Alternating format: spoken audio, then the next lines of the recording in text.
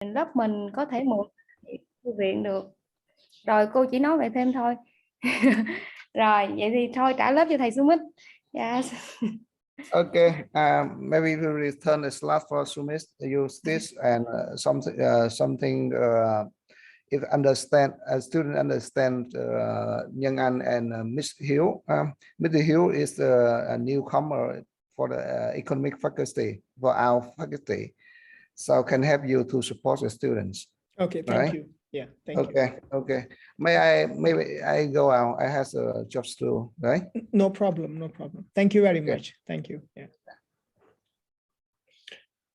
Okay, everyone. So let's start. So now I already started recording. So after I finish this class, I will send you the recording. So in this recording, whatever we are talking, whatever we are discussing, whatever I am writing on the whiteboard, so all of you can listen it, can watch it again and again. And then if you have any question, you can contact me or you can contact the tutor. So no problem. Okay, so before we start, do you have any questions? Anybody has any question regarding previous lecture?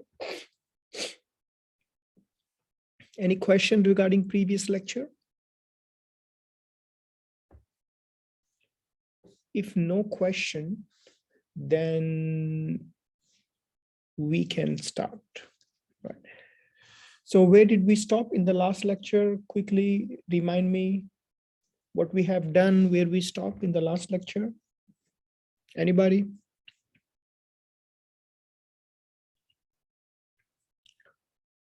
We finished business ethics. No question. Okay, we finished business ethics, right?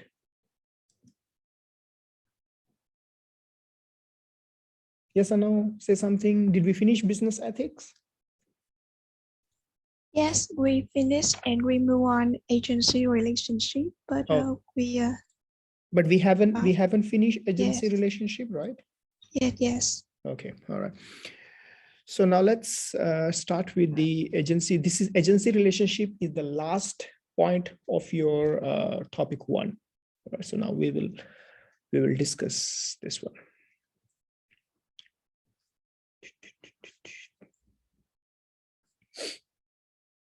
Still, it's topic. So topic 1. Right. So we talk about now the agency relationship.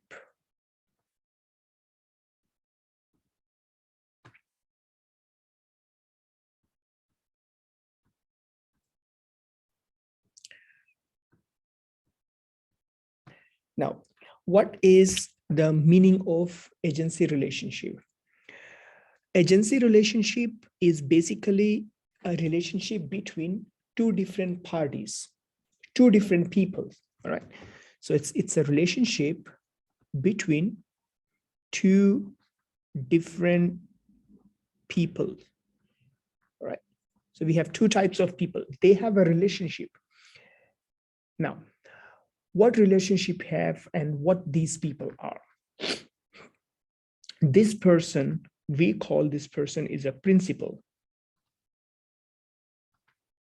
Remember, principal, not the principal means rules. This principal means the controller, who control, who is the boss, who is the owner, right? So principal means a controller who controls something. Someone who controls something, we call them principal, right? We call it principal. And another one is a agent. Now, who is the agent? Agent is a manager who works under the principal, who listens the principal. Whatever principal tells this person, whatever principal tells this person listen and take directions from the principles. So in simple language, agent follow the rules which has been set up by the principal. right? So who is the agent? So in simple language, you can call it agent means a manager.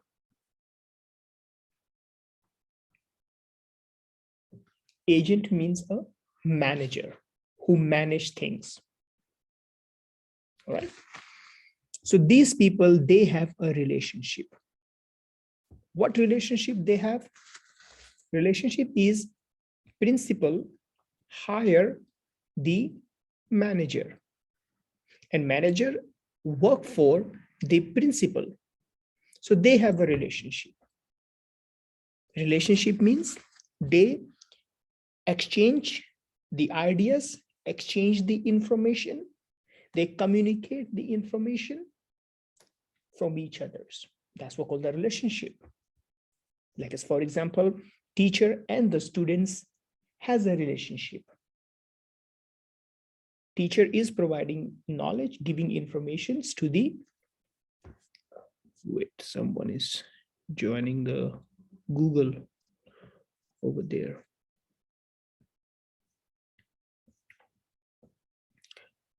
Okay.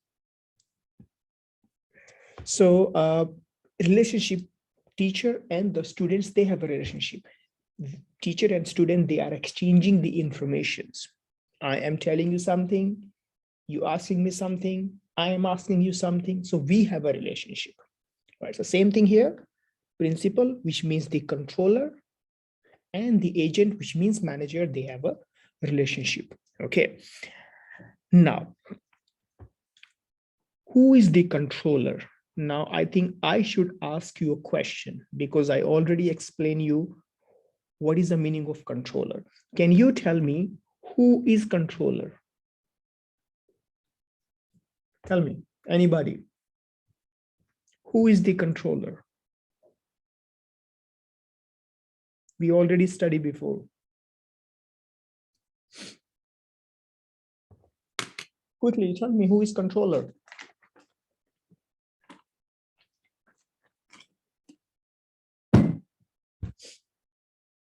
Anybody, any idea? What is the meaning of controller here? Give me example. Who is the controller?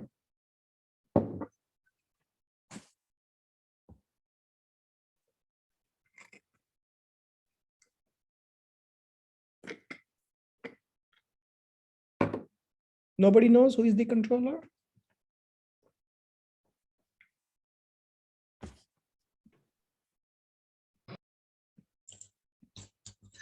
I think the controller is the founder or the shareholder.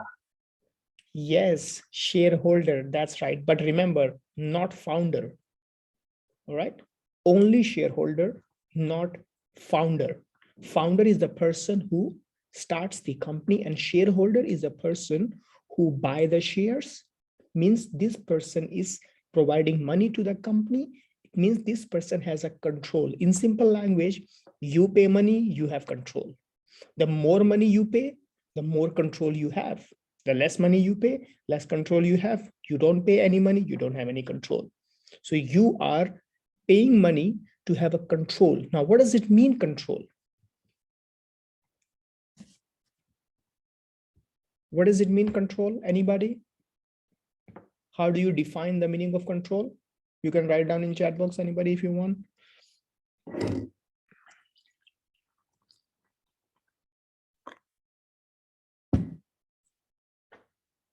Control means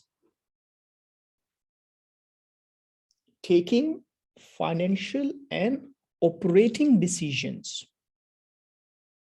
When you are involved in taking any kinds of financial or operating decision. Now, what does it mean, financial operating decision? You go back to your notes because I explained you in the last lecture. You go back to your notes and have a look at what is the meaning of operating decision and financial decision. I will not explain again because I already explained you. All right, so you go back. So now in simple language, who is the controller here? Controller means the shareholders.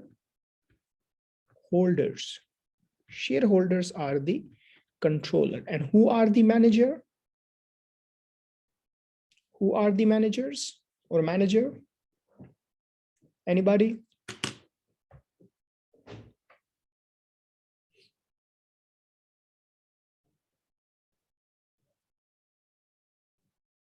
Tell me anybody who is the manager. Give me example.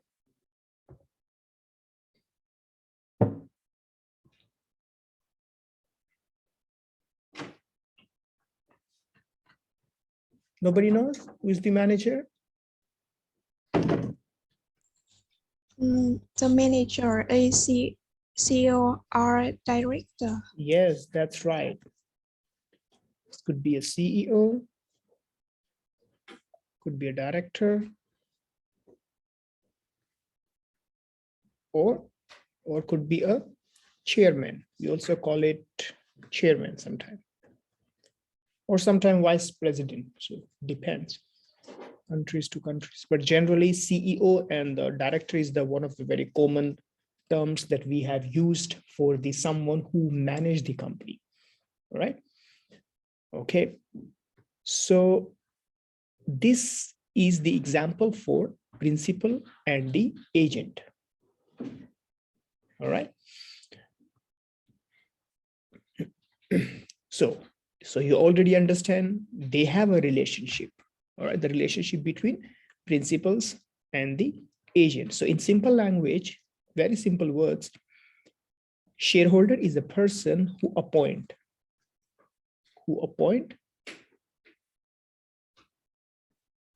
a director or CEO.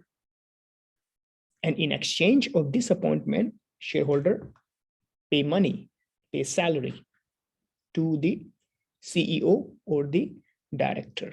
All right. So remember one thing, let me write down here, salary. Sometime instead of salary, we use the another word, which is remuneration. This terms you can find a lot in your textbook, or if you search anything on internet about this principal shareholders salary things, they use the word remuneration. Let me write down for you.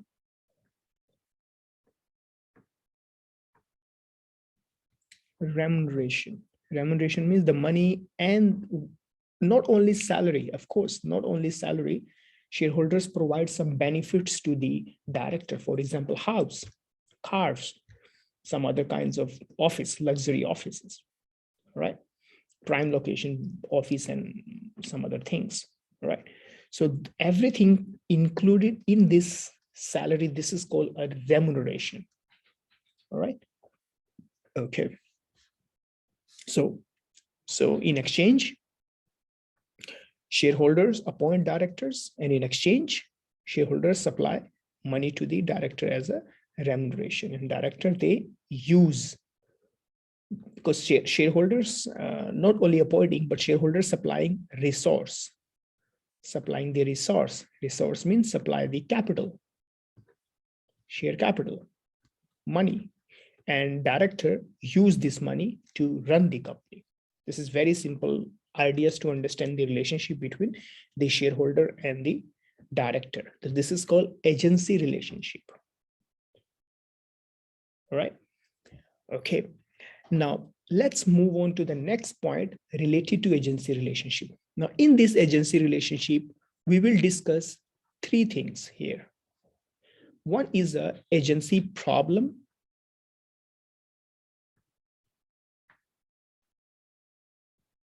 Agency problem. Second thing is a agency cost.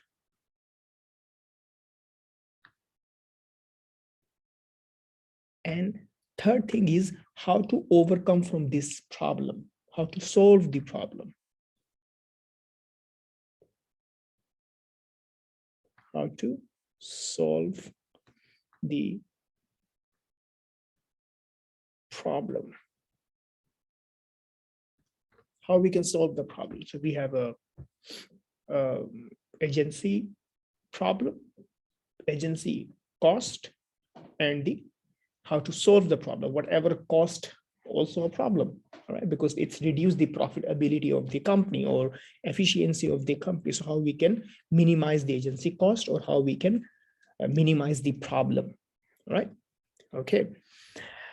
Now, What is the problem? The problem here is when director works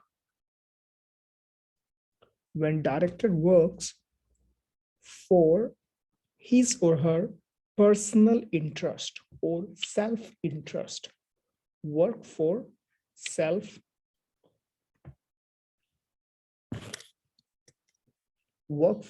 self-interest. Now, can you tell me if director is working for self-interest, self means his or her own interest, is it good or is it bad? If it's bad, why it's bad? Why director cannot work for self-interest? Anybody, any idea?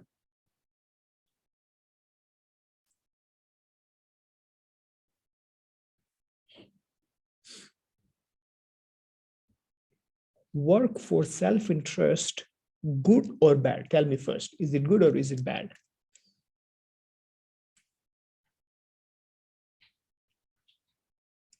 Self-interest means work for yourself. Self-interest means look at yourself, your personal benefit. Self-interest means your personal benefit.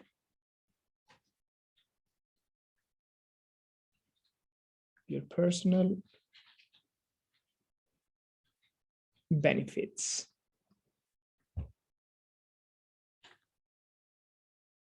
All right. Anybody, any idea? Personal benefit, is it good or is it bad? It's bad. Okay, why it's bad? Yes, it's bad. So why it's bad? I can give you a quick hint why it's bad. You should go back to your previous information that I explained you about the goal of firm. What is a goal of firm? When I explain you about goal of the firm, then I explain you about this interest thing, benefit things. Go back and you check your notes. Have a look quickly.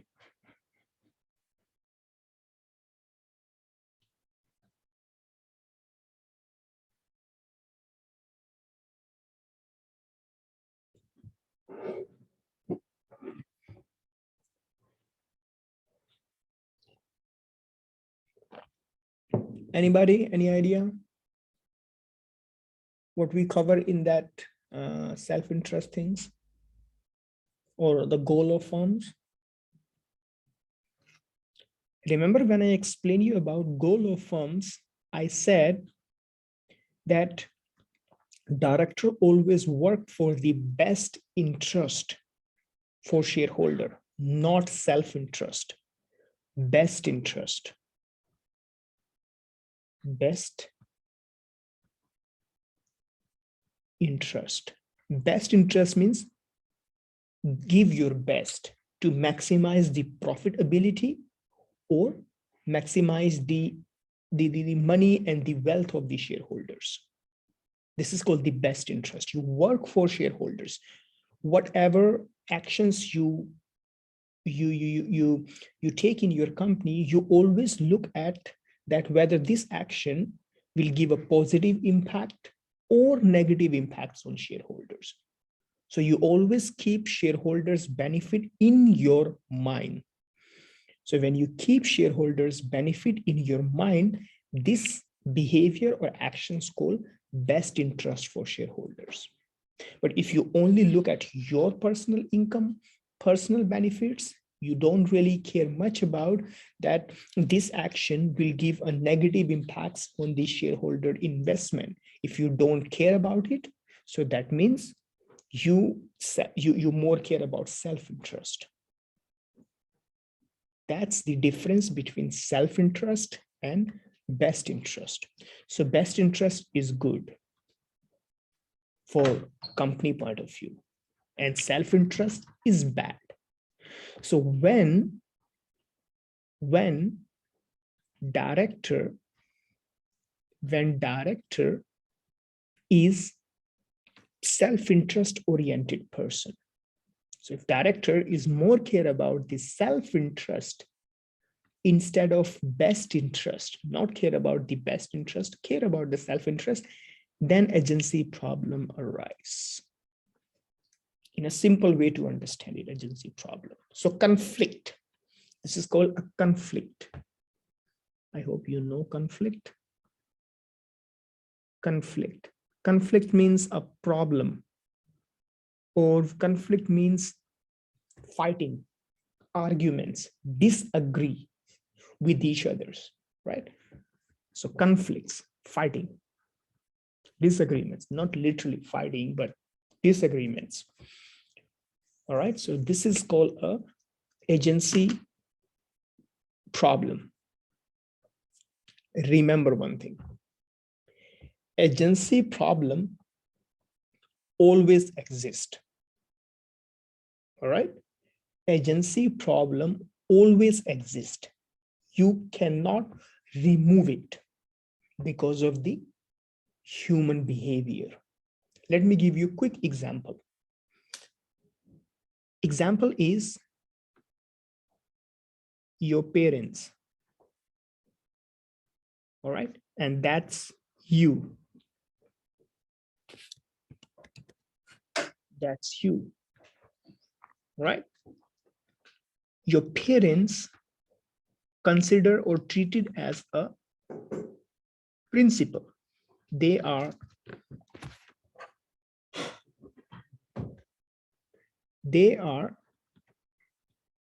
principals and you are agent. Why they are principals? Because they are investing money in your studies. Let's say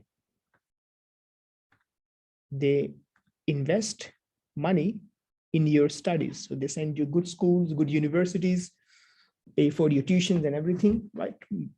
Let's say they pay for you until high school or something.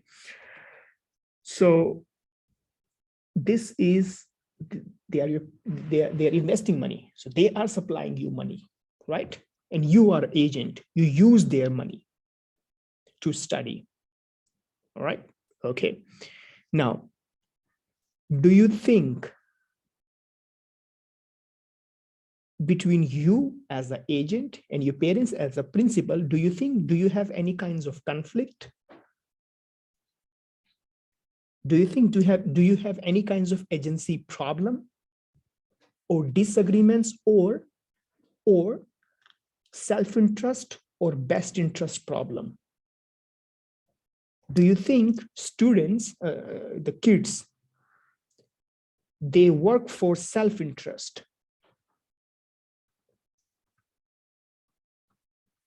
Not best interest, not best interest.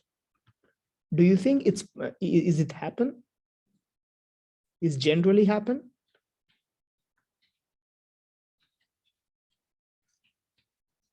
Yes or no? Let me give you example if it's not clear. Okay, can you tell me what your parents want from you? If you go to, you study high schools and they're spending money from your schools, your tuition fees and everything, what they expect from you? What your parents want from you? Tell me what they expect from you. Study good? Study hard? Right? Get good score? Get good grades? Right? And obey them. Right? Right? That's what your parents want from you. Right? So now, do you think it's generally happen?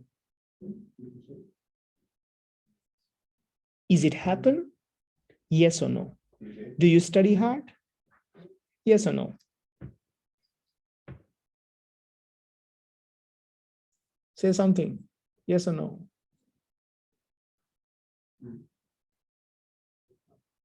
Do you study hard? Say something. No. Yes or no? No. Okay. Maybe no. You always get the high grades in every single course? Maybe, or maybe not. Maybe not. Let's say no. Maybe, yeah, but I'm talking about the average. Okay. Why not? What is your self-interest? Your self-interest is your parents supply you a good money. They supply you money. They supply you money so you can buy a good motorbike, you can buy good clothes, you can buy expensive mobile phones, so on. This is your self-interest. And your parents' interest is they supply you money with the condition that you study hard, you study good. The better grades you have, they may give you more money to buy a present for you. All right. So this is called a problem. This is called the disagreements, or this is called the conflicts. It's always happened. It's never happened that kids 100% agree with their parents, or parents 100% agree with their kids. It's conflict always between parents and kids. It's not only about parents and kids. It's about two parties.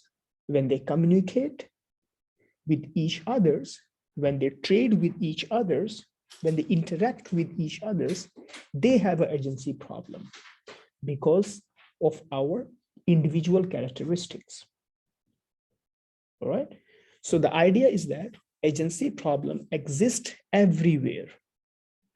Another best example is you and me, teacher and the students. Do they have agency problem? Yes, they have. What I want from you to study hard, pay attention in the class, get good grades. And what do you expect from me? The teacher give us easy exam, let us pass easily, so we don't have to study hard to pass this subject. So that may not happen because I disagree with you and you disagree with me at some extent. Not 100%. It is 100% we disagree with each other, and you will not be here in my class. All right, but at some level, but the degree is very low. The effect of these things is very low. So I'm trying to explain that agency problem exists everywhere, not only in the business. All right, but of course we're talking about financial management, so we only take example of shareholder and the directors. Please, in your exam, do not give example for parents, kids, teachers, students. So you have to give example for shareholders and directors. All right. Agency problem, company point of view, not the personal or individual to individual things, right? More in corporate manner, in company's point of view, right? Okay, so this is called the agency problem. Now, next is agency cost. Now, what is agency cost? Agency cost means what are the consequences of agency problem? It's a problem. It's disagreements between self-interest and the best interest. All right. So what would be the consequences of this agency problem? The consequences could be a loss of wealth, loss of firm value. Remember, what is the goal of what is the goal of companies, or what is the goal of director? To maximize shareholder wealth. You know that, right? So, but if director is not working in the best interest of shareholders, what will happen? Means director will waste money. For example, your parents supply you money to study hard, to get good grades. They supply you good money, right? They work hard, earn money for you, right? But if you do not study hard, so what does it mean? They send you a good school, good university, pay high tuition fees, and provide you some other services. So at least you have a good education. But you're not, for example, not all of you, some of you maybe, I don't know. So But if the students are not working hard, so means eventually they are wasting parents' money. All right. So exactly same thing happened here. If director is not working hard enough, if director is not working in the best interest of the shareholder, what will happen? Firm value will increase? Of course not. Firm profit will increase? No. Share price will increase? No. No chance. All right. So this is called the agency cost, loss of firm value. Firm value. Loss of firm value. Loss of firm profit. Profitability.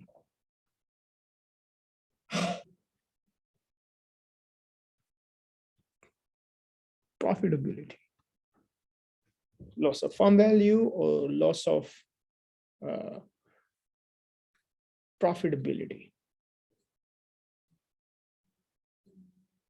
All right. So this is the idea behind the agency problem and agency cost. So everybody okay with it?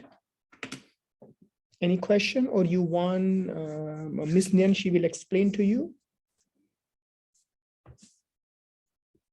Everybody okay? Or if you want that, if you need any help to explain in Vietnamese, so you can ask Miss Nyan, maybe she can help you.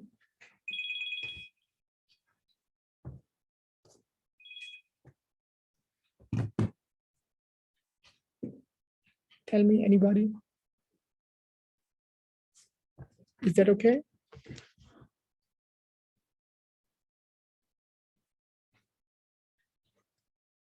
Any question?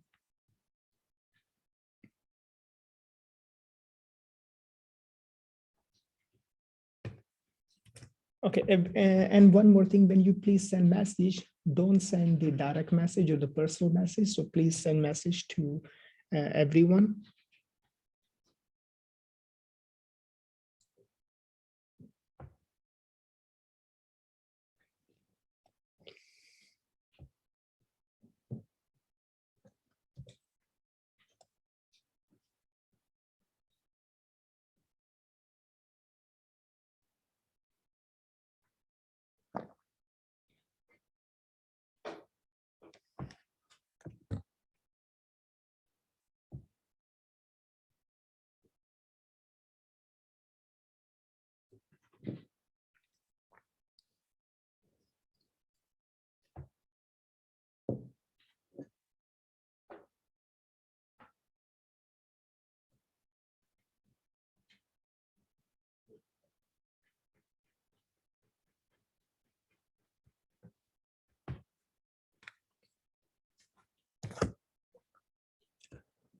All right, so now let's move on to the next.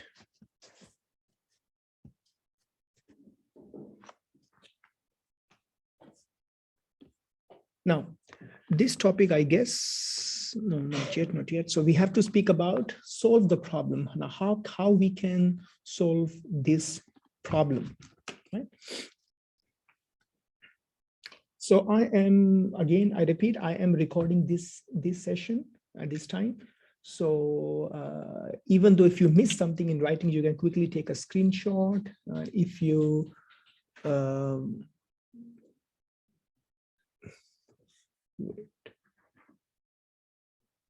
if you missed anything, then you don't have to worry, because I will upload this session later.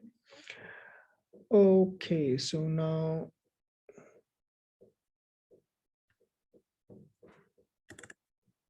let's move on to next, which is solve the problem here. Right here. Now we discuss about how we can solve the problem.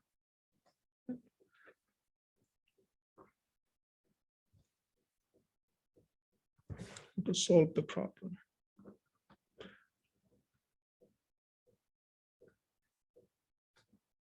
How to solve the agency problem. How to solve the agency problem, or how to minimize, how to reduce, how to minimize the agency cost.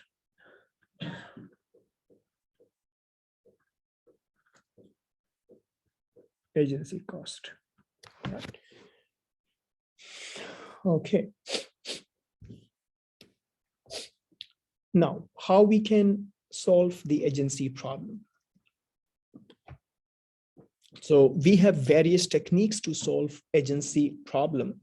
That we may not go in very detail, but here I am just giving you very common examples that probably your parents applied that techniques for you to encourage to study.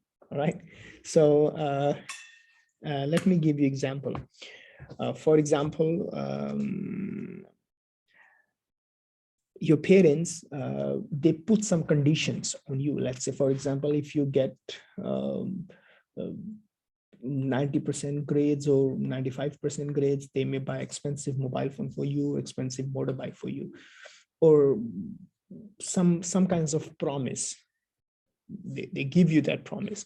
So if you achieving that grades, then they will buy presents for you, expensive presents, something, whatever you like. All right. So this is called a incentive plan. Right. This is called a incentive plan.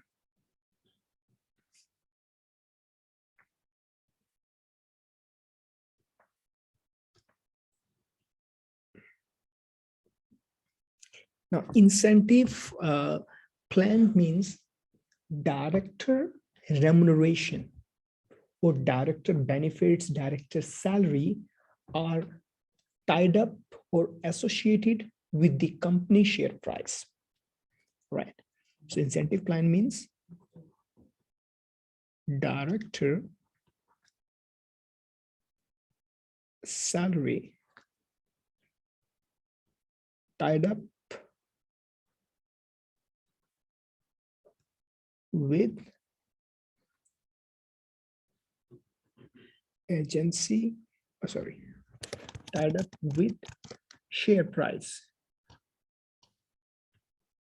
Because again, what is the objective of director? What is the objective of company? To maximize the company wealth, shareholders' wealth, right? And how we can do by maximizing the share price. So the idea is that shareholder says that we will pay you salary if company share price goes high. Not pay salary, of course, we will give you additional salary, additional incentive benefits. Not because if share price goes down and we will not pay you salary again, because it's a market factors or some economic factors also affect the share price. Not only 100% director decision affect the stock price. All right, but of course, director decision majorly influence the stock price. Okay, so the idea is that director will be rewarded based on the share price. The higher the price, higher the share price. If share price is going up and up, there's a high probability company will provide more and more economic benefits to the director. So such kinds of plans encourage directors to work hard. All right, exactly same thing. The rewards that your parents will give you depends upon your study performance. That kind of plans will encourage you. All right, so that kind of plan will motivate you to work hard and get good grades, right? So this is your agency solution, agency problem solution. All right, so that's all about your topic 1. So topic 1 is finished. So anybody has any question? or we move on to topic 2?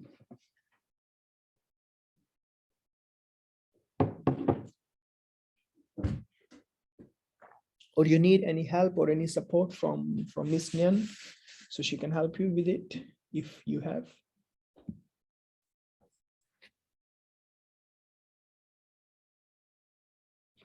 Let me know.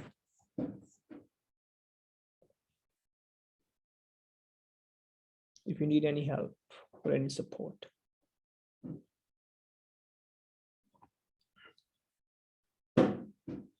Nguyen Tan Phat, can you turn it on your cameras?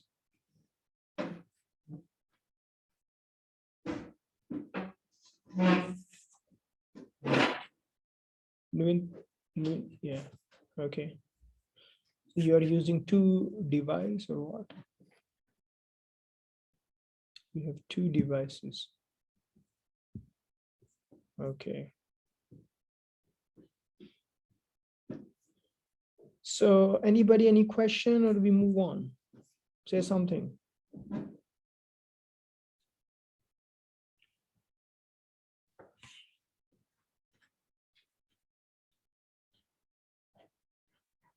No questions, so let's move on to the next topic, which is financial institutions.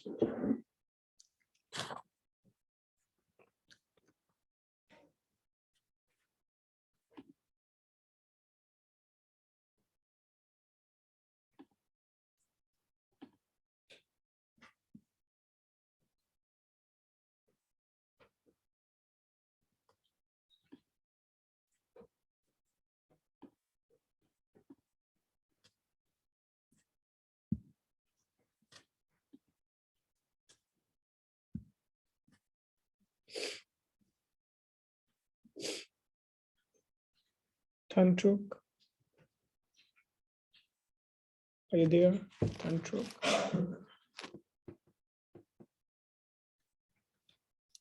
I can't see you, Tantruk. Can you turn it on your cameras?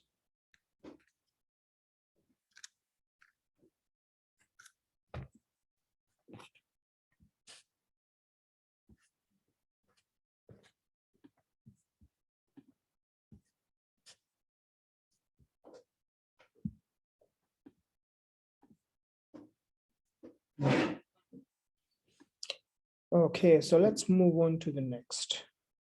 So next time when you send me message, so please don't send direct message. Please send message for everyone, so all can see. For everyone in the meetings, and then you can send.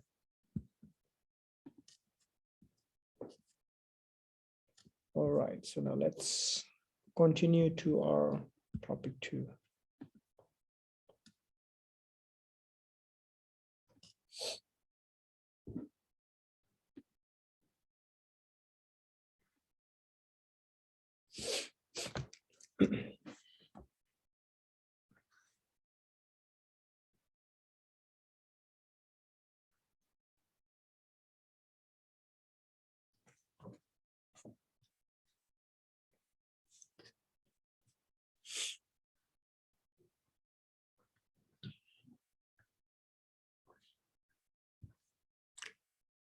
So topic 2.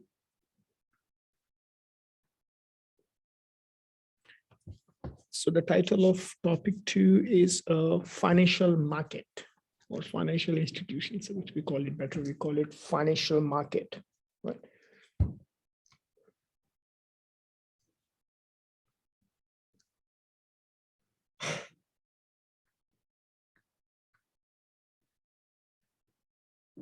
Financial market. Right. So again, this topic is not about calculations. Topic 3, we start calculations from topic 3 because topic 3 is financial mathematics, right? So yeah, we will start some kinds of time values and present value things. We will start from topic 3. Maybe some of you already know that, you already studied before, maybe in high school or in some other courses. So yeah, but this topic 2 is 100% theory based topic.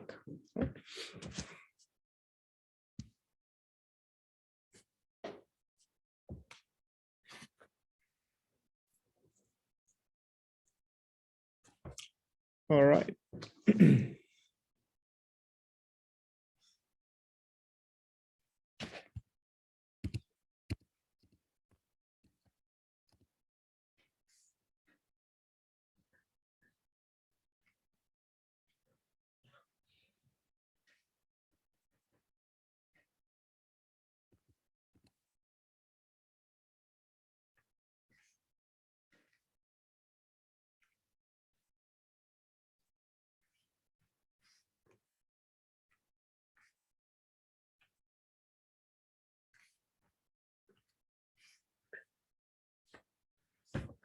Okay. So now financial market. So in the financial market, we start with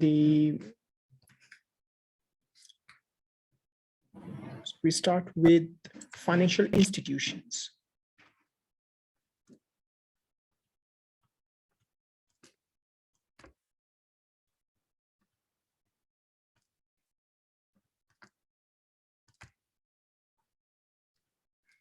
Financial institutions, right?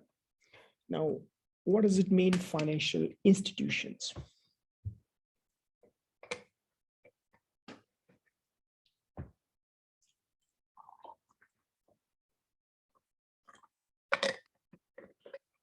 So remember, financial institutions are financial intermediaries. Intermediaries means middleman, kind of. In the middle, right? Something is in the middle.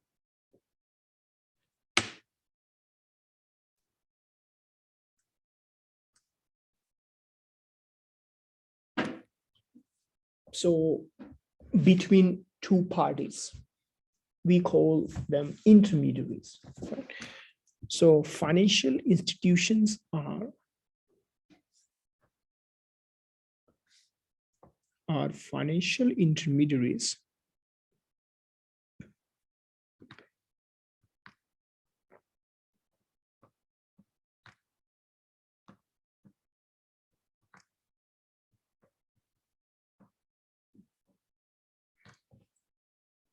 financial intermediaries. Now, again, financial intermediate. Again, intermediate means between, in the middle of two parties, right? These financial intermediaries, they, so 1 and 2. These financial intermediaries transfer funds from one person to another person. All right, so here. So this is financial intermediaries, right? Financial intermediaries, they transfer money from one person to another person. So transfer money from one person to the another person. This is called financial intermediaries, right? Transferring money one to the another, right? Now, can you give me example of financial institutions or these financial intermediaries? What do you think? What these financial institutions or intermediaries are?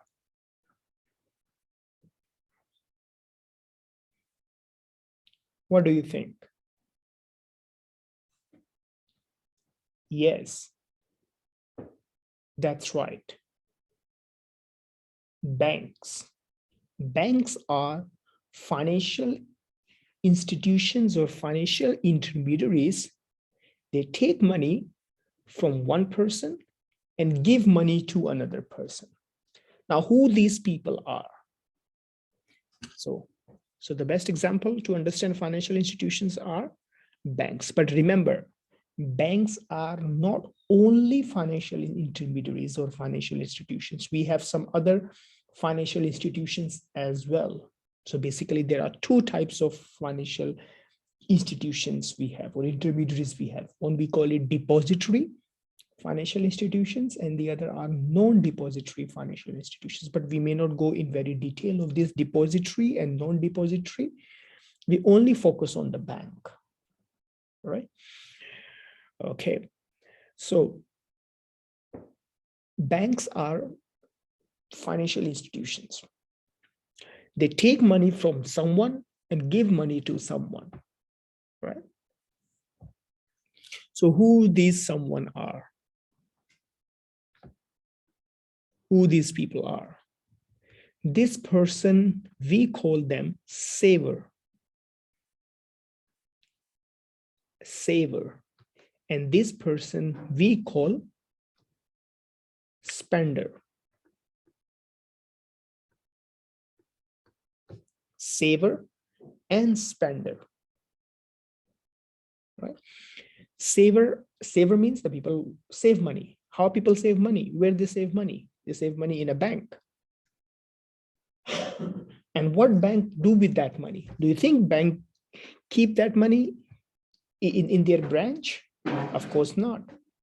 They never keep that money. What they do with that money, they lend this money to someone who needs money. We also call them borrowers.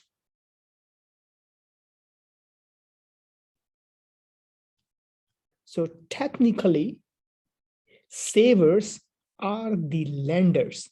They lend money to bank, or you can say they indirect lend money to someone else, right? So technically, savers are the lenders. I hope you know what is the meaning of lenders, who lend money, who give money to someone, right? And in return, that money expect the interest or the rate of interest. So banks are the financial institutions who takes money from the saver, because saver want to save money. They feel that the money they are putting in a bank is much more secure rather than putting money at home. Not just because of the security reasons, and other reasons could be because if you keep money at home, let's say cash, and of course, keeping money at home will not give you any return on it. Instead, you deposit that money in a bank. You keep that money in a bank. So periodically, you can receive some interest from the bank. So this is called the financial intermediaries, right? Okay, so saver and the spender, remember that. So we are maybe saver, maybe spender, or maybe both, because sometimes we need money. We go to bank and we borrow money from bank. So we are borrower. And whenever we have money, we save our money in bank. So we are the lender or the saver. We are not the lender to the bank. We are not lending money to bank. We are lending money indirectly to someone else who needs money. So bank is playing a role as a middleman. All right. So bank is kind of the middle person between two parties, right? Between two people. So now next thing we discuss here is types of banks. All right. So because we as I said, we will not talk about some other financial institutions. We only focus on the banks.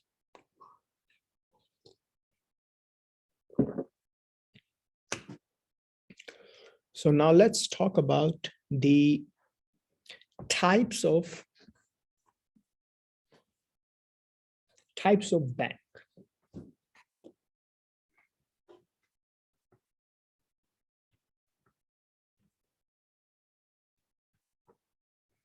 Types of banks. So again, I am explaining you types of banks from financial market point of view, not in very detail the different types of banks, but in a very general categories of bank classifications, right? So we have two types of banks: investment bank and the commercial banks. Right? So we have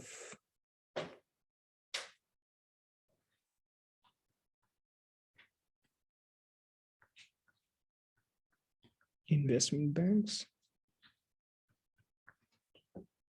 and we have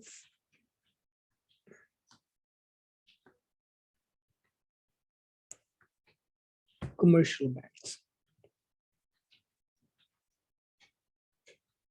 So of course, we have a retails bank as well. Retail banks are the banks, they generally involve in regular saving, depositing money, or people goes to bank on daily basis, or they keep money or deposit in and out money on a regular basis. We call them retail banks. So we may not discuss about retail banks here, but of course, this is not a separate category for retail banks. But now one bank is providing different types of services. That bank could be retail banks, retail services, that bank providing investing services, that bank also providing commercial services, right? So, but we will not discuss about the retailing things, all right? Okay. So now let's start with the investment bank. Right.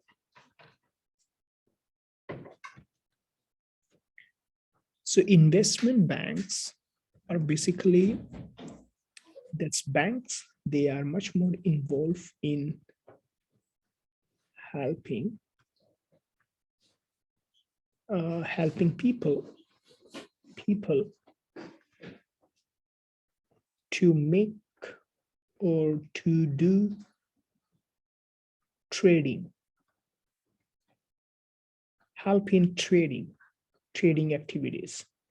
Probably you can see the name investment banks, right? So in other words, we can say that these kinds of banks are providing services for security related. Security means stock exchange, security, financial instrument. We will discuss this financial instrument and security things later. So they help investing in buying and selling stocks, or helping people, customers, to invest money in a stock market. Right?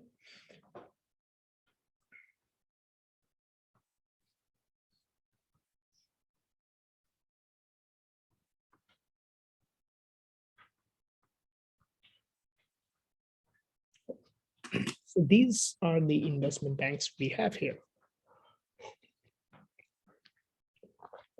These kinds of banks, they are not only investing money to invest in a banks or in a stock market, but that also helping to invest money in real estate as well. Real estate means buying, selling lands and building. So real estate markets.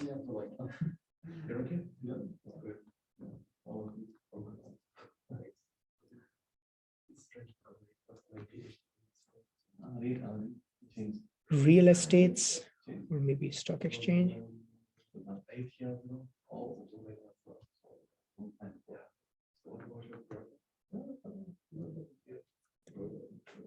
So real estate, stock exchange, or maybe commodities market. So commodities market is when buying gold and silvers and some other kinds of metals. But again, it's not important that you go more in detail of these kind of things, but we'll just simply have a look at the ideas for what inside investment banks and things. So now commercial banks. What are the commercial banks? Commercial banks are the banks which involve in much more commercial related lending and borrowing. So means these commercial banks are the big bank, like an ECB bank in Vietnam. So it's an Asian commercial bank. So that bank is not only about the commercials, about commercial means companies.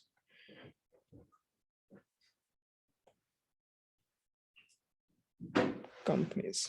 It's not only just about the companies, right? So commercial banks, they basically help to lending money to corporations. So means large amount of money basically they supply, right?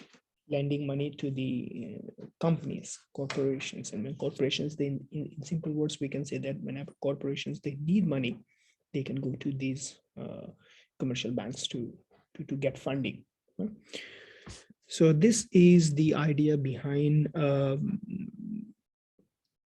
commercial banks and investment bank. So besides these types of banks, we have to look at one act. This is called the Glass-Steagall Act. So this is a Glass-Steagall Act.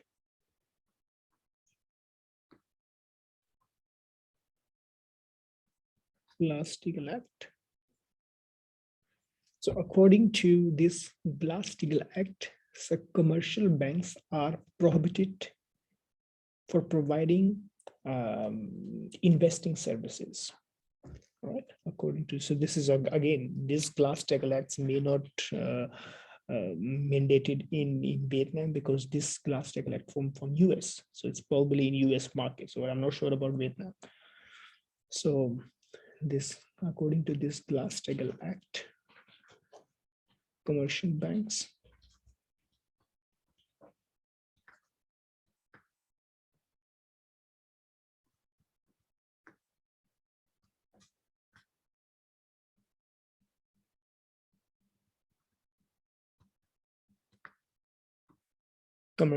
are prohibiting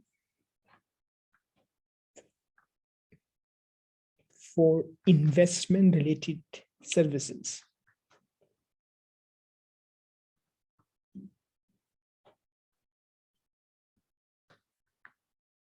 In order to protect the market crash. So according to these rules, so this rules I think discourage commercial banks to providing investment related services, right?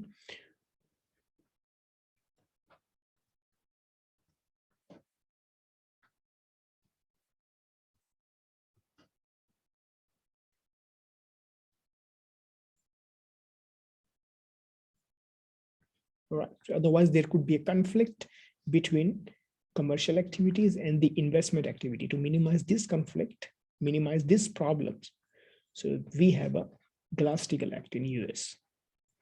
Right. So this is the basic ideas behind the financial institutions which involve financial intermediaries and the types of financial intermediaries or types of bank, investment in commercials, and plus the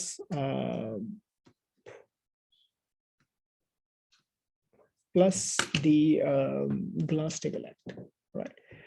So is that okay, everybody? So we can have a break now.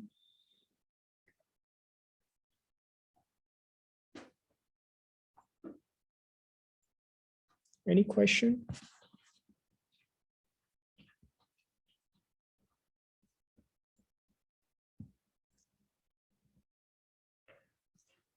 Okay, so now let's move on move on to the next thing, which is financial market.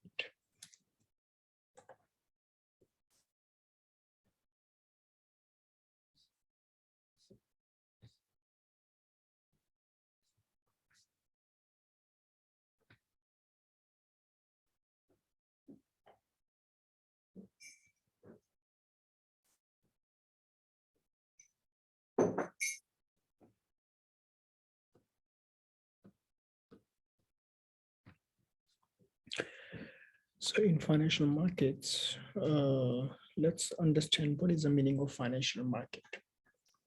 Financial market is the market where we buy and sell financial instruments.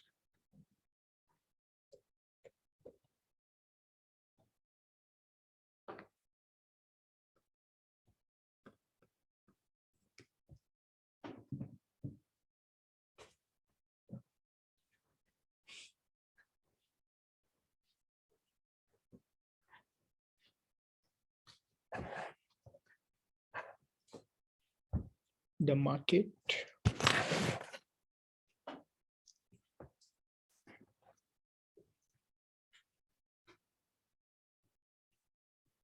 where we buy and sell. Buy and sell.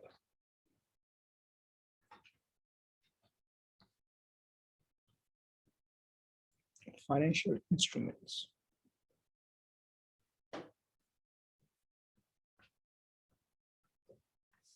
So it's a market where we buy and sell financial instruments. Okay. Now, what is financial instrument? Very the easy example to understand financial instrument is a stocks or share. All right. Share, or we can also call it stocks, or we can also call securities.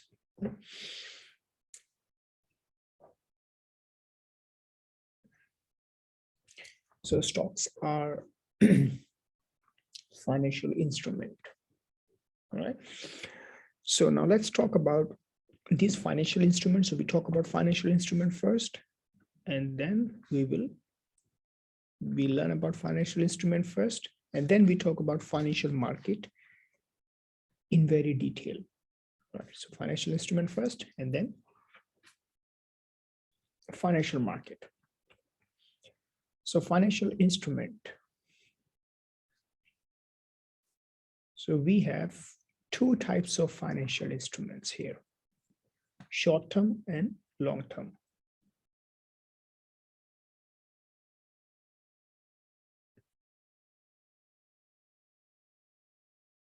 Short terms and long terms. Short-term and long-term financial instruments. Now, short-term financial instruments are those financial instruments which has a maturity period maximum 1 year. Right? Short-term financial instruments are those which has a maximum 1 year maturity.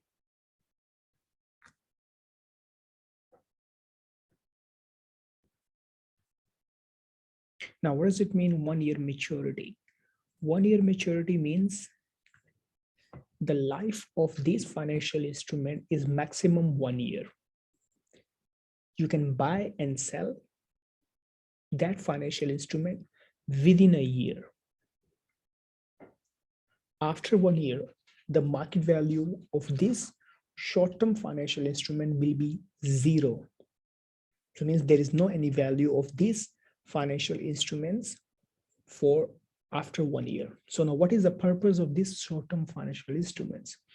So these short-term financial instruments helps companies to raise fund for short period of time. All right, so if you require funding for the short period of time, which is maximum 1 year, then you buy and sell these financial instruments. And long term, of course, minimum 1 year. Maturity period is minimum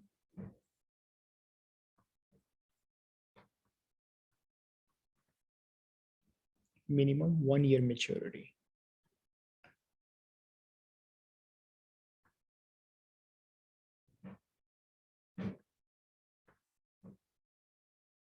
All right. Okay. So now these short-term financial instruments. So we will talk about two types of short-term financial instruments here. One is USTB and second one is certificates of deposit. Right? So we have different types of, not only just two, we have more than two, but of course we will just talk about the minimum. We talk about the minimum short-term financial instruments, right? So we have here USTB. We call them US, the country, treasury bills.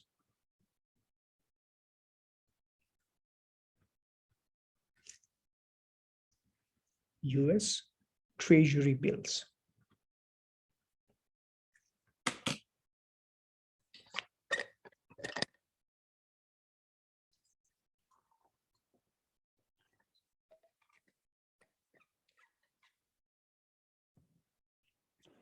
Second one is the certificates of deposit.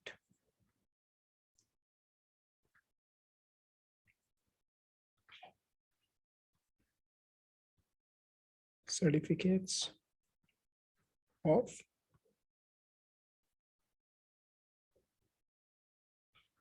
deposit. So USTB and certificates of deposit. Now, what is USTB? So again, USTB is a financial instruments with maximum 90 days maturity period, right? It's a financial instruments with maximum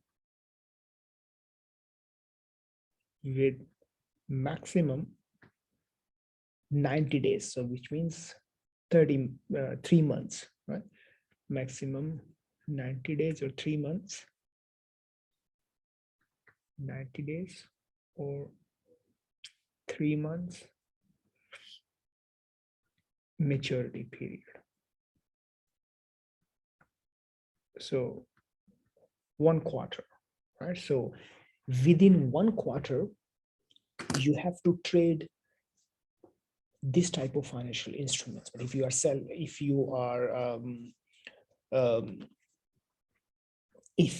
will keep that financial instruments more than 3 months, so after 3 months, the market value will be 0.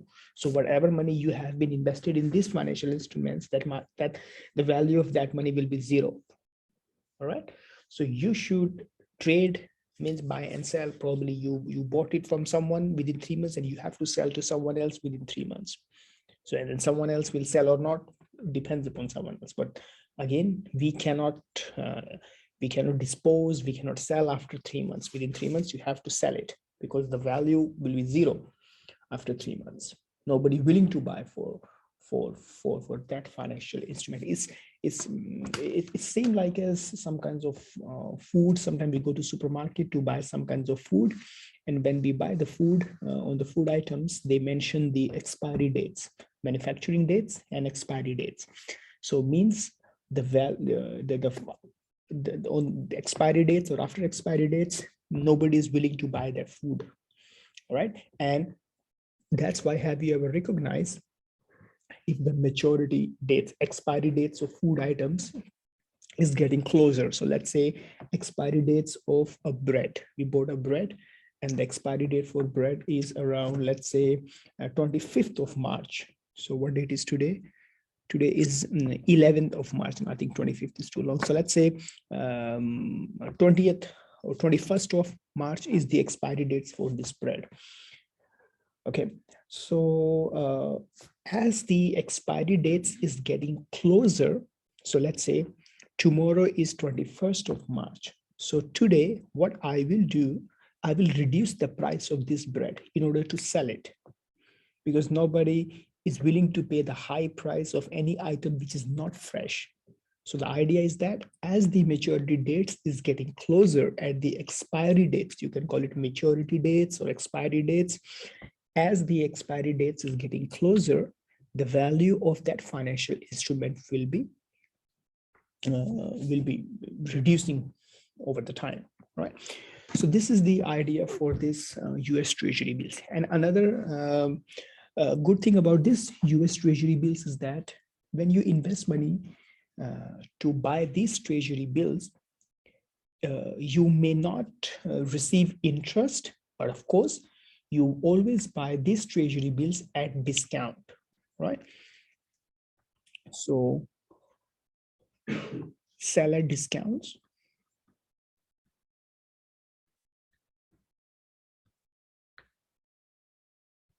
Sell at discount. So it means no interest. You will not receive any interest. So what does it mean? It means when government, because these US Treasury bills are issued by the US government. So when you are buying these US Treasury bills from the government, whatever is the market value. So let's say the market value of these Treasury bills are $120. So let's say $120 is the market value of this US Treasury bills. So when you are buying these US Treasury bills, government will give you a discount. Government will sell these Treasury bills at discount in order to encourage you to buy these. So when you are buying that Treasury bills at discounts, but in future, if you sell these Treasury bills to someone else within 3 months, you will not sell at discounts, of course. You will sell at the market value, because only government will sell at the discounts. And then whatever is the market value. So let's say you keep this, you bought Treasury bills and you keep these Treasury bills for 3 months. And when 3 months finish, and then you return these Treasury bills back to the government, and whatever is the market value, government will pay for it. So let's say it's a $120, and let's say 10% discounts is $12 discount. So you are paying $108. You are buying at $108. So when you sell it, $120, so you have a $12 profit on it. So this is your $12 profit, right? You will not receive any interest. So normally when you buy financial instrument, when you invest money, you receive interest, you receive rate of interest. But in Treasury bills is the only types of financial instruments that normally government do not sell at interest. So government sell at discount. So what if higher the discount, more profit you have on this financial instrument. All right, so that is the idea about this Treasury bills. Second one is certificates of deposit. These certificates of deposit is maximum. It issues for maximum 1 year. Like here, this one, like here, this one is issued for 90 days, right? This one issued for 90 days. But certificates of deposit is issued for maximum 1 year, right? Issued for 1 year. So this is the idea behind this maturity period for the certificates of deposit. So always remember USTB, Treasury bills, 90 days, and certificates of deposit is maximum 1 year. All right. Now next is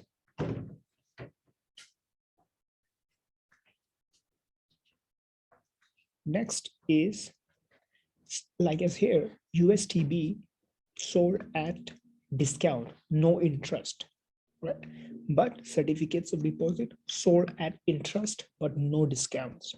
All right. So if you have invested money in these certificates of deposit, and you will receive interest, you are a buyer, right? So you will receive interest, but of course, seller will not sell at discounts, right? So sell with interest.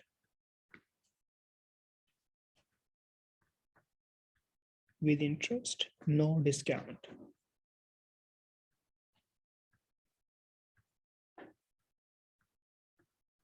Right? Sell with interest, no discount. So you will not receive any kinds of discounts on this kinds of certificates of deposit. All right.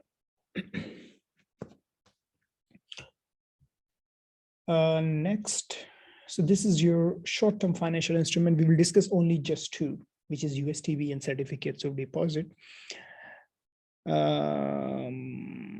Maybe one more. So let's talk about one more.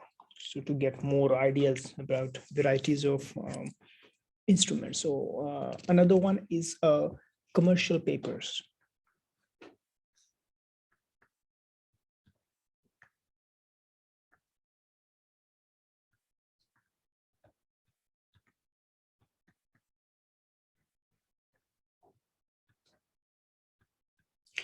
A student, one more thing, please let me know if you need any help from Miss Nyan. All right, if you need any help from your tutor to explain you anything regarding this financial instrument or anything you do not really understand, so please let me know. I will stop and your tutor will explain to you all these things. All right. So you can write down in the chat box. But important thing is that make sure you understand that, right?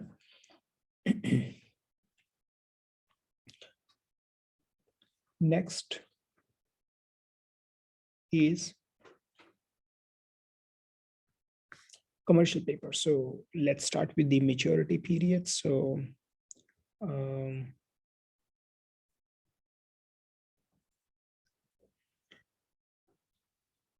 commercial paper maturity period maximum 1 year. All right. Second thing is same like a certificates of deposit, sell with interest.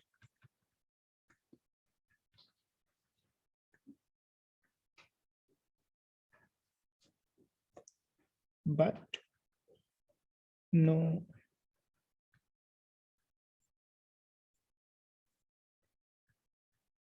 discount. All right.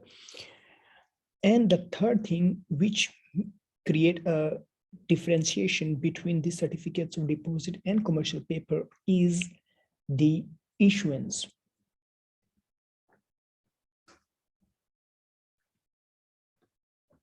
Who issue commercial papers? Remember, only commercial paper, not certificates of deposit. Commercial papers are generally issued by the large companies, big companies such as the Microsoft. All right. So these commercial papers are issued by large companies.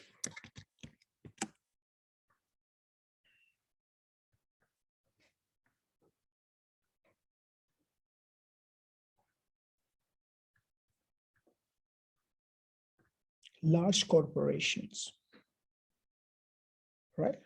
These are issued by large corporations.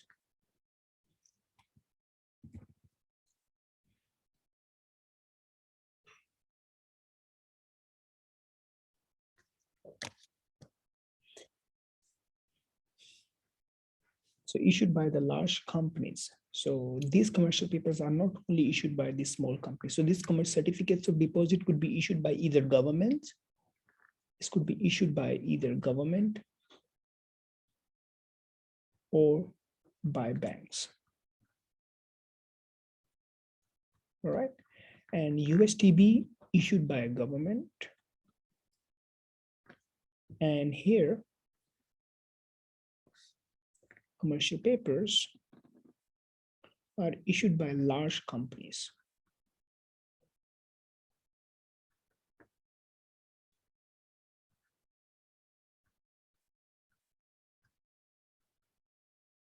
Large corporations.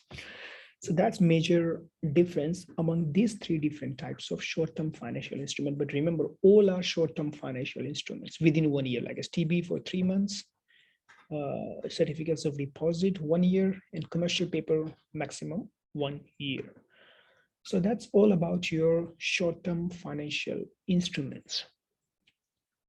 So now let's move on to the long-term financial instruments.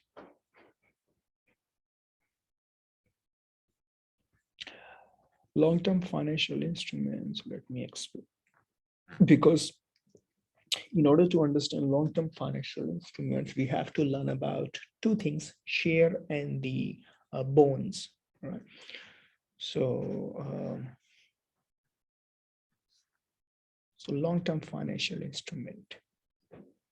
In long-term financial instrument, we have shares.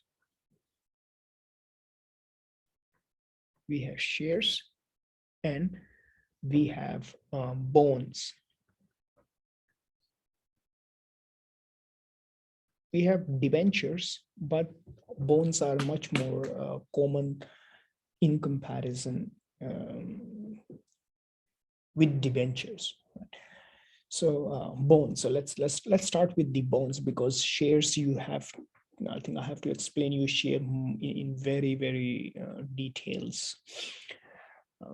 Actually, we have topic 4, I guess. In topic 4, we learn in topic 4 we learn about the stock valuation.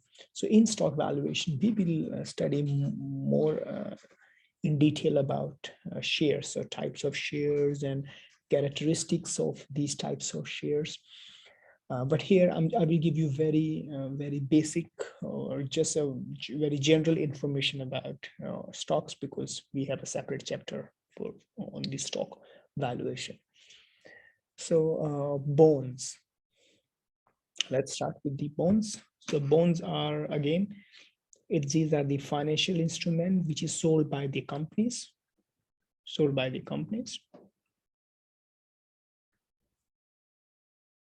Doesn't matter these companies are large, medium, or small. Any types of companies. So any types of company who sell these bonds as a financial instrument for a long period of time in order to raise money, right? So now let's talk about the types of bonds. We have two types of bonds here. So let me explain you here. It's long-term financial instruments. Long-term financial instruments. So we have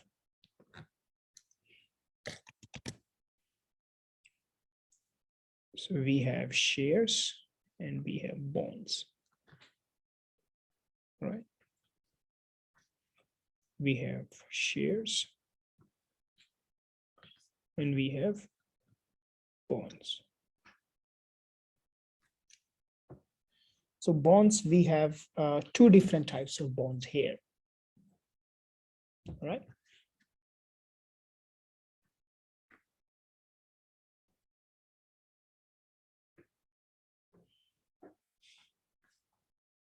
We have two types of bonds here.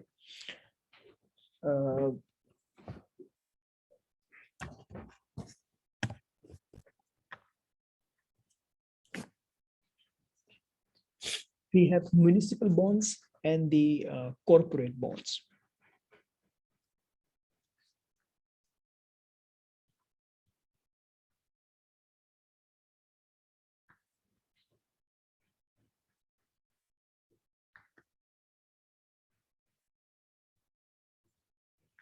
Municipal bonds, and we have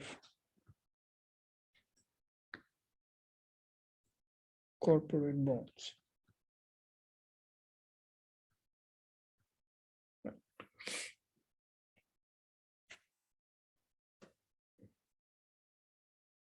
Municipal bonds and the corporate bonds. Okay. So let's talk about the municipal bonds. Municipal bonds are the bonds which are sold by the local governments to raise money for the various purposes.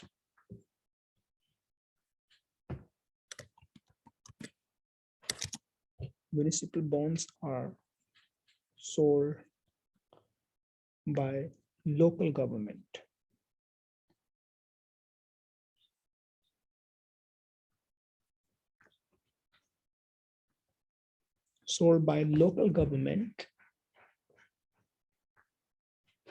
for various purposes.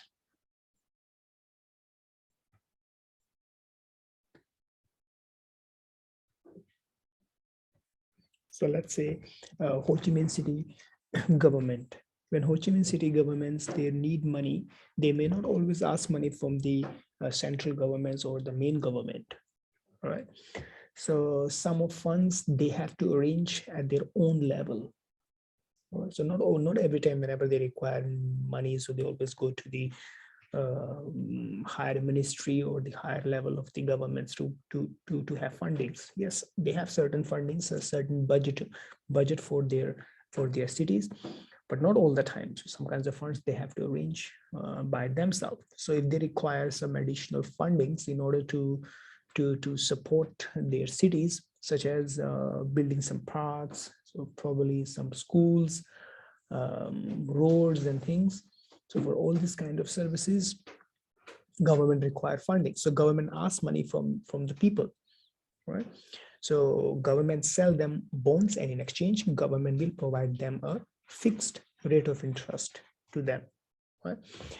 So this is called municipal bonds. And of course, these are the long-term financial instrument. Remember that. Long-term financial instrument.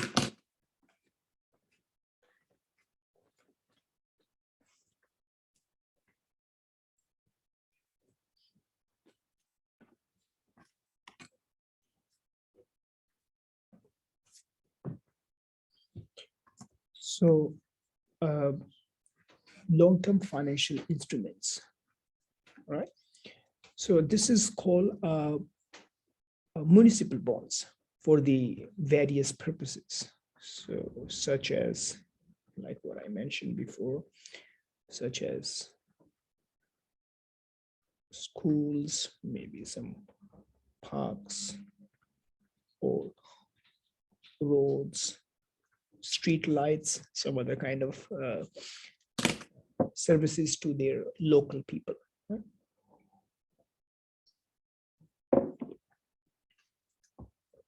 Now, corporate bonds. So what are the corporate bonds? The corporate bonds are the bonds which are issued by the companies, right? Sold by the companies to raise money.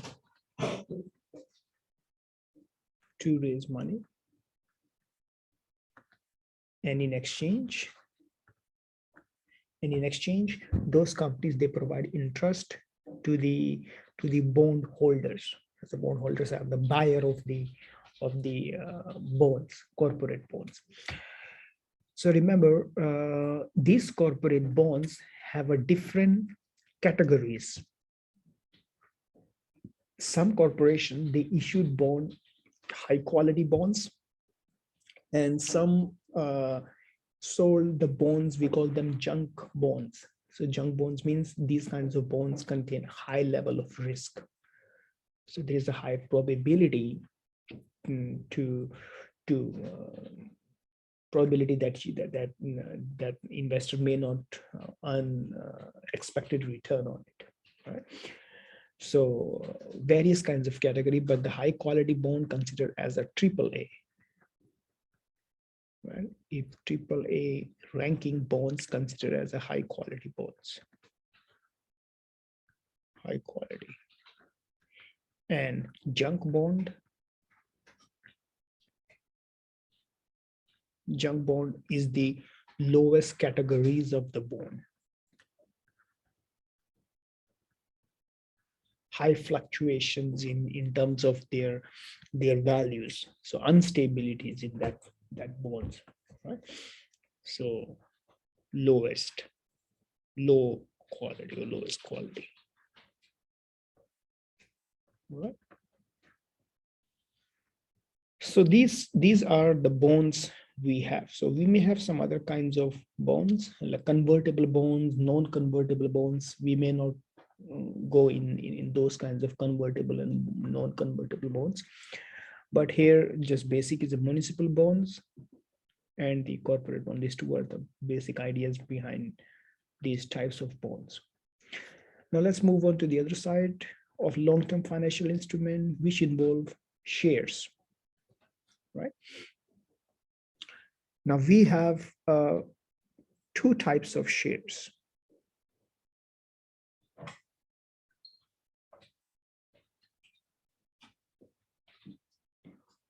We have two types of shares. So the first is a common share.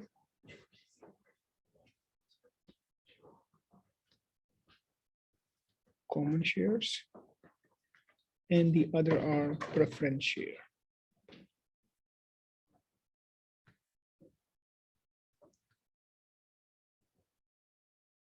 Preference shares, common shares, and the preference shares. So what are the common shares? Common shares are the share which are held by the common shareholders. And who are the common shareholders? Common shareholders are the people who are basically involved in operating and financial decision. Remember last time I explained you what is the meaning of shareholders. So I said shareholders are the controller of the company. All right, so they involve in operating and financial decision of the company. But not all kinds of shareholders have such kinds of controlling powers. Only common shareholders, we also call them ordinary shareholders, they have a controlling power. Preference shareholders, they may not have more powers. They have certain powers, but not as compared to the common shareholders. All right. So common shareholders are the controllers. I would say controllers. So remember that now. Previously, I did not explain you the types of common share because I was just giving you the overall ideas. But these people are the real controller, common shareholders, right? So they are the controllers. You know the meaning of controllers. Right? Preference shareholders, they are not controller. So who they are? So preference shareholders are, of course, they are also shareholders. They're holding a preference shares.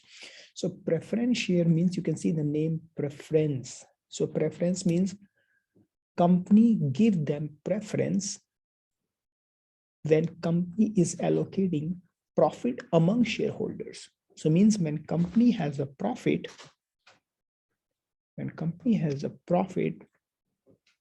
and of course, company will share profit among shareholders, we call it dividend, right?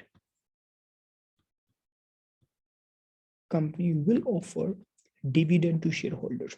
So who receive dividend first? So always remember, preference shareholders are the people who receive dividend at first, and then common shareholders. So in simple language, whatever is left, that belongs to common shareholders. Sometimes we call it residual interest. Residual interest. All right, residual. This is not an interest like as bank gives you. Interest means amount has been left, right? Yeah, so it's not the interest, rate of interest, because the word interest used for the bonds and the banks lending, borrowing, but this interest here is a interested amount, right?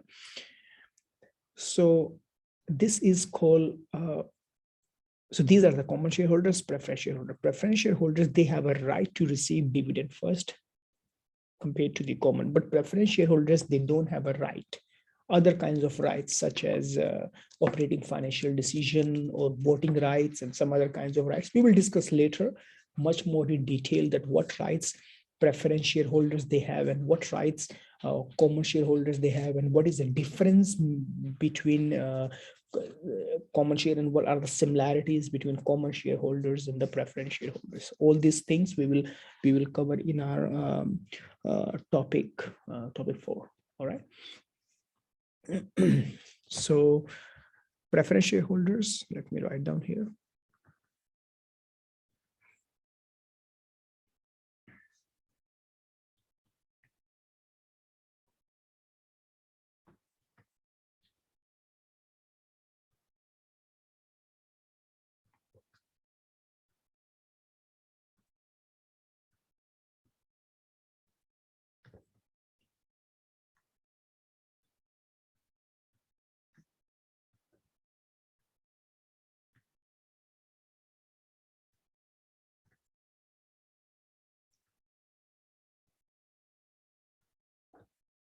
And remember, the people who hold preference shares, we call them preference shareholders, and the people who hold common shares, we call them common shareholders, right? So these are the two different types of shares we have, common and the preference. So that's all about your long-term financial instrument, which involve shares, common and preference, and bonds, which are involved municipal and corporate. Right? So now let's go back to the financial market. Right here. Have you finished writing this one? Can I go back to the previous slide?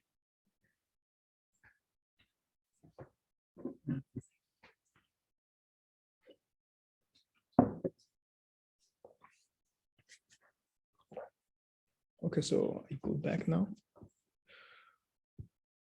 Okay, so here is, we finish this part, that financial instruments part. Now let's talk about financial market. Right? Now, I already explained you what is the meaning of financial market. So financial market is the market where we buy and sell financial instruments, and you already understand what inside financial instruments. So you already understand what we buy and sell actually in our financial market. So now let's talk about financial market. So buy and sell, buy and sell financial instruments. Financial instruments.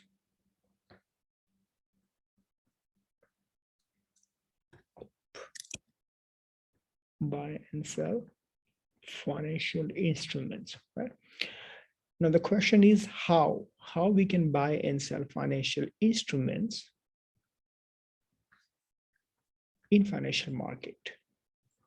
How? So we have two ways to buy and sell these financial instruments. One is a private placement, and the second one is a public offering.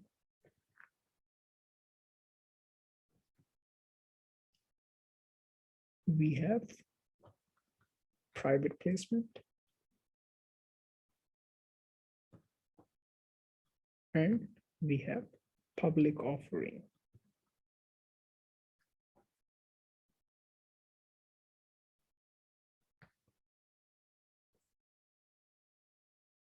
Private placement and public offering.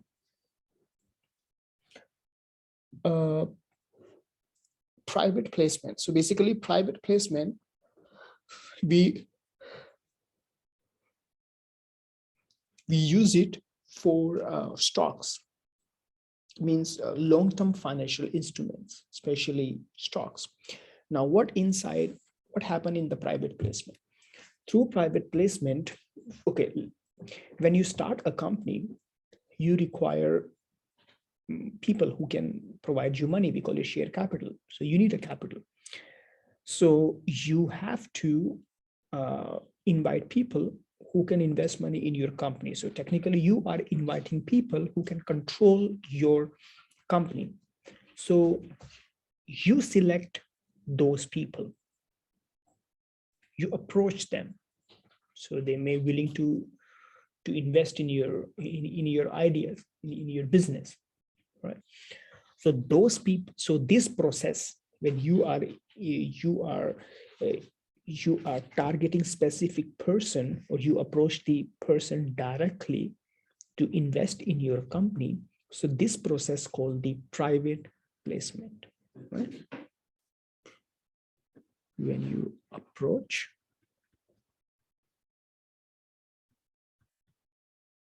person, if I say person means investor, right?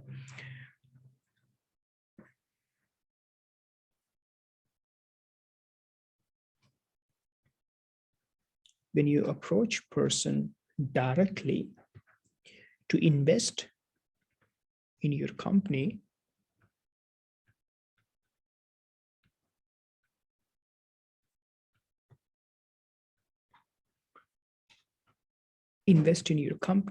this is called a private placement, right?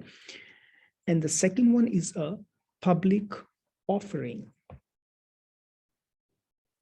So what is public offering? In public offering, you issue your financial instrument in a market, in a general public.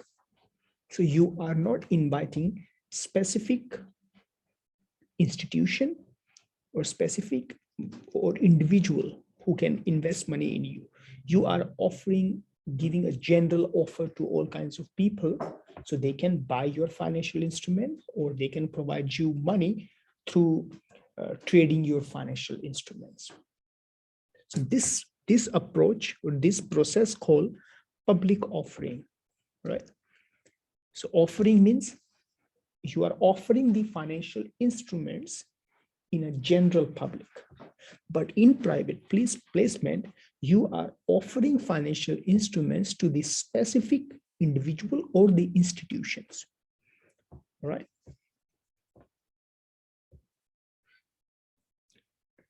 It's a general offer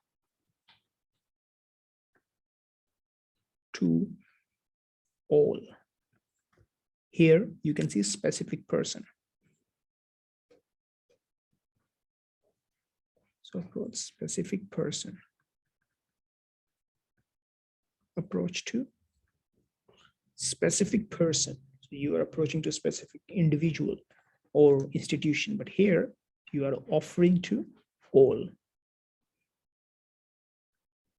people or general public. So this kind of public offering things happen through the capital market, right? So we also call it stock market. So we will discuss this capital market next, right? So yes, so this is the ideas behind private placement and public offering, right? So let me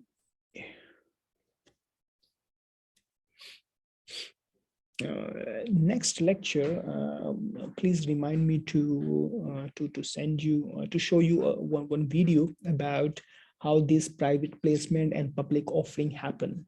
All right, so I have one short video. It's an animated video, so you can see how things happen. But that video is more target the US market, right? But it's very general scenario in other countries as well, even though in Vietnam as well. So it's not much difference, but of course regulatory bodies are different.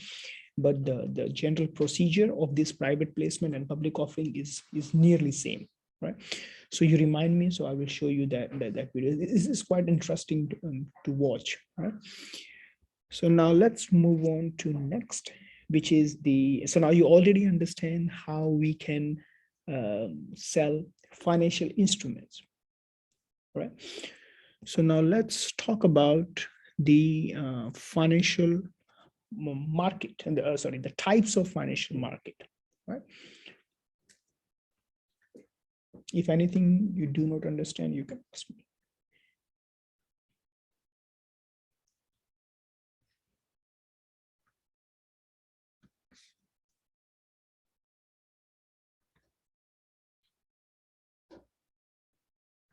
Types of financial market. Still, we are discussing about financial market. Right. So financial market. So same thing discussing here to this point. So next here is financial markets. We have two different types of financial market: money market and capital market. Right.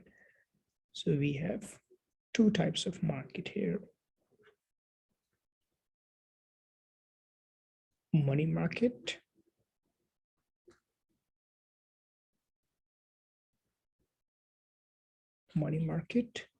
and a capital market.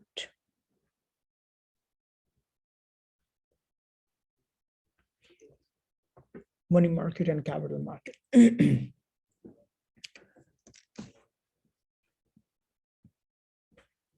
So money market is the market in which we buy and sell only short-term financial instruments.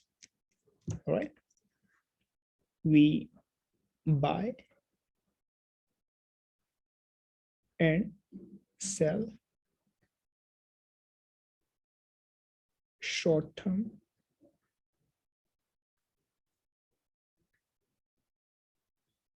financial instruments.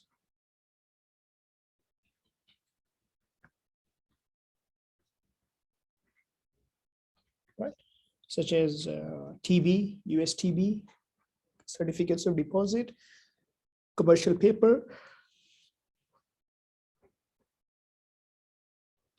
and capital market in which we buy and sell long-term financial instruments.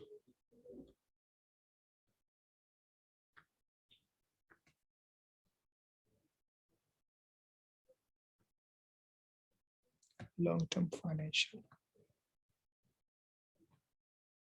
instruments.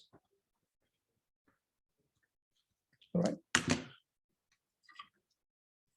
So you know that what these types of short-term and long-term financial instruments we have. Right. Now this capital market divided into further two parts. This capital market, we have two more parts. These two more parts, we have domestic market, we have domestic capital market, and we have international capital market. International capital market. And this domestic market, we also have another two parts here. In these two parts, we have primary market,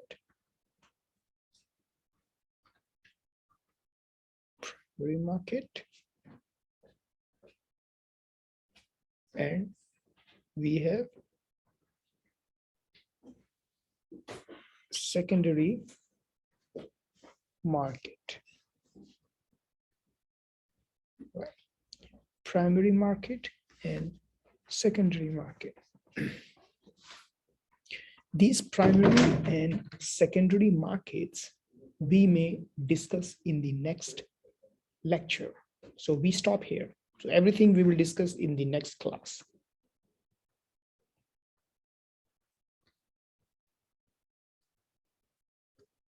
Next lecture. Right. So that's enough for today. So anybody has any question?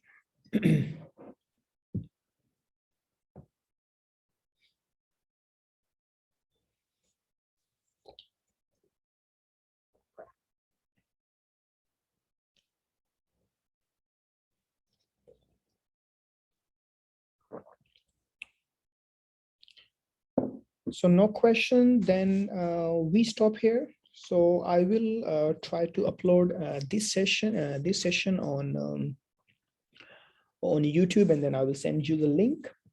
And second thing is that, student, remember, now from next lecture, we do not have a Google Meet. We will study only Zoom, because in the Zoom, I can easily record the video, so you can easily watch the video. But in the Zoom, the Google Meet, we don't have that kind of option over there, right? So from next class onwards, we will study through the Zoom. All right, so I will send you the Zoom link on your university LMS. All right, so let me tell you here.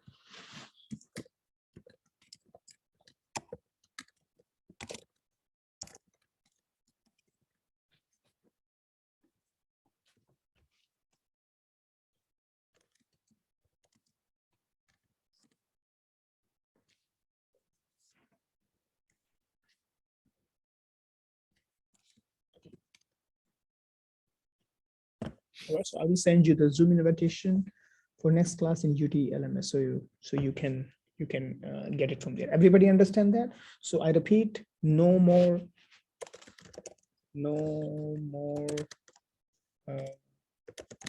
Google Meet,